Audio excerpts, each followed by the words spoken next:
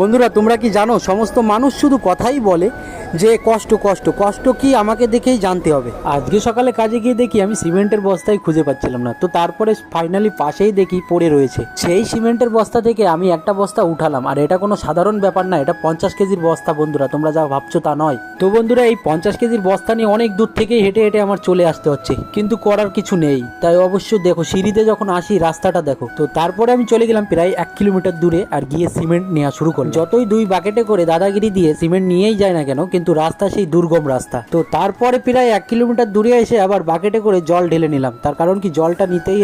তো বন্ধুরা যত কষ্টই হোক আর যতই দুর্গম রাস্তা হোক, তবু আমি হার মানবো না, আমি জলের বাকেট নিয়েও চলে আসছি। ফাইনালি বন্ধুরা আমি মশলাতে আমার বাকেট দিয়ে জল দিয়ে দিলাম। তো যেই জায়গায় আমি মশলা ধরাবো সেই জায়গায় কর্নি দিয়ে খুদাই, আর সেইখানে আমি একটা মাস্কিন টেপও মেরে নিলাম। তো তারপরে আমার মশলা রেডি হয়ে গেল। তো আমি মশলা ধীরে ধীরে ছাপানো শুরু করলাম।